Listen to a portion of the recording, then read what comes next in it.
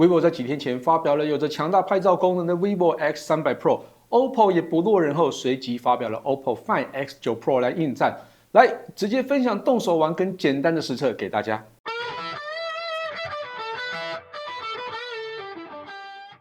嗨，大家好，我是 Kissplay。其实就在我要去上海参加 vivo X300系列发表会的前夕，OPPO 台湾突然发了邀请啊，说要在10月16号 Find X9 系列发表之前，让媒体动手玩一下这款手机。那体验时间其实只有几个小时，所以这是直接以 Find X9 Pro 为主哦。那这边会尽量分享动手玩的体验，还有为数不多的实拍照给大家。如果有机会之后也会有完整评测，那我们就开始吧。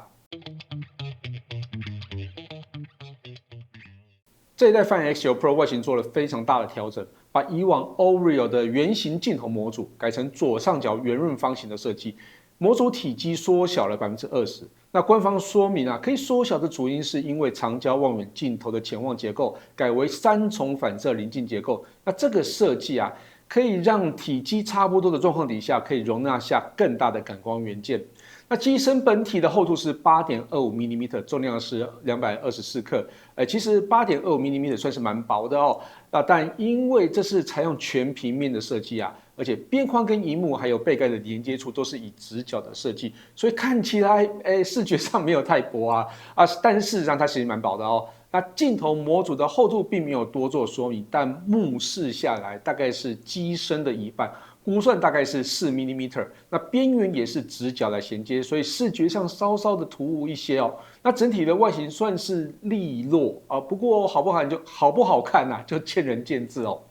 那萤幕部分是6.78寸 1.5K AMOLED 显示器，支援120Hz 的更新率。这是萤幕特色在于有着 1.15mm 极窄边框哦，所以其实我在目视底下其实很难感觉到有边框的存在。那另外还有着3600 nits 的峰值亮度，1800 nits 的全域亮度，更支援最低1 nit 的亮度。那整体的亮度规格是目前手机中算是非常非常出色，而且1 nit 的亮度对于喜欢在睡前滑手机的朋友，像是我应该会有非常大的帮助哦。那防护性上支援 IP68、IP69 防尘防水，也支援湿手触控。那这在中国品牌的旗舰机中算是标准的配备接着来说大家比较关心的相机部分，那这次对 OPPO 来说也是不小的变化它把沿用好几代的4镜头设计，也就是双潜望长焦镜头的设计改成3镜头变成单潜望长焦。那原因当然就是长焦的感光元件，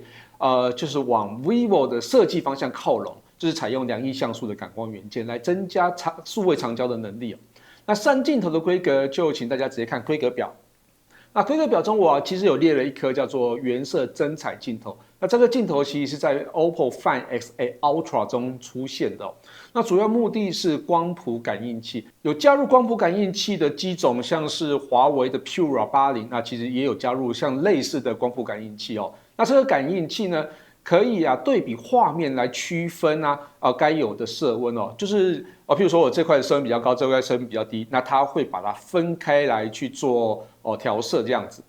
对于喜欢城市夜拍或是喜欢拍人像的朋友，应该会有非常大的帮助。那接着我们来看一下3镜头的实拍那这是只有日拍没有夜拍超广角部分细致度跟色彩表现，我觉得都还蛮漂亮的。虽然暗部拉亮之后，我觉得它的杂讯感有一点点重，但是整体表现我觉得算是厉害的那主镜头部分，色彩调性跟超广角几乎相同做得非常的相似我觉得蛮漂亮的。那1倍跟2倍的细节都算丰富，我觉得没有什么太大的问题啦。那长焦镜头部分，色调明显跟其他2颗镜头有一些落差，那整个色调是比较偏绿一点，我们直接看树叶这一块就知道那另外在3倍拍摄的时候，不太确定是因为自动对焦它没有抓到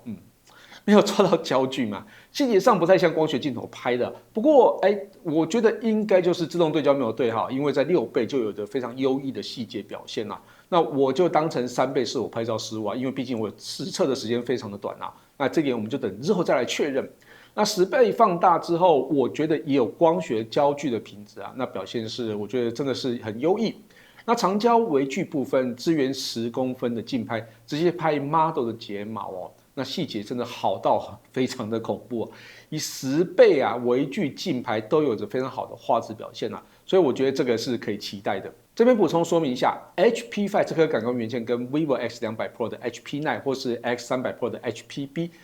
算是稍微低一阶的那两款主要的差异就是在 HP9 跟 HPB 都是1.4寸的感光元件 ，HP5 是稍微小一点点。大概是1.56寸算是比较中阶的。那两款拍照的差异，就等日后有机会再分享给大家那对了，这是 OPPO 也推出了外接真距镜那放大倍率是3.28倍，需要用特定的保护壳并跟长焦镜头衔接。那真距镜必须进入哈苏真距功能才能使用，因为它拍出来原本的画面是反的嘛，所以进入哈苏真距镜功能之后才能把它调回来。那里面有内建舞台模式，看来是要让大家拍演唱会使用的那加上望远镜头的光学焦距是230mm，也就是10倍光学。实测时比较尴尬，因为当天安排的大楼呢，外面有一层非常厚的隔热玻璃加上空气品质可能也比较差，所以整个拍照起来并没有很好的表现。我相信这不是它实际的表现所以就让大家先参考一下就好了那人像拍摄的部分，肤色是蛮还原现场灯光的氛围没有刻意调白肤色。那肤质修饰，我觉得算是蛮自然的，但我不太确定这个是原色真彩镜头介入的成果，还是怎样我是觉得稍微有偏红了一些。那录影部分，支援全焦段的 4K 60fps 录影，而且在主镜头跟望远镜头都支援 4K 120fps。那这一段画面其实就是用 X9 Pro 所拍摄的，那表现其实是相当有水准的。效能方面，这只手机搭载的是联发科技天玑9500，也就是他们最新的处理器，搭配 OPPO 的潮系引擎。那效能怎么样？我们日后再测。电池部分是 Find X9 Pro 最大的亮点，7500毫安时的超巨大容量，应该是目前市面上电量最大的旗舰手机吧。充电部分80瓦有线那50瓦无线，然后10瓦的反向充电，应该是旗舰机的基本规格。对了，这是一样保留了跟 iPhone 相同的静音快速键，这颗键的功能其实超级多的不只可以设定成快速开启截图、录音、相机、翻译、勿扰模式等等，还支援一个非常厉害的功能，叫做 AI 记忆舱的功能那这个功能我真的蛮有兴趣的这功能会根据你当下荧幕上的内容自动整理归档，还能建立行程或提醒，也就是截图完之后呢，它就会把这个资讯全部截取下来是有一点像是行动助理的智慧功能，而且操作上只要按一个键就好了非常简单。那之后就可以把它弄成 AI 的方式你直接去询问了。好，以上真的就是在短时间内可以体验到的内容。这次在长焦加入 HP5 算是蛮正确的决定，虽然不是 HP9 或是 HPB 是有点小遗憾，不过已经可以看到未来长焦会往超高像素前进的趋势那这次体验的时间真的太少，总之先快速分享给大家，之后有机会拿到实际再说咯。感谢大家收看这期节目，希望大家也会喜欢这次的内容。如果有任何建议或问题，也欢迎留言让我知道。我是 Chris Play， 我们下次见咯，拜拜。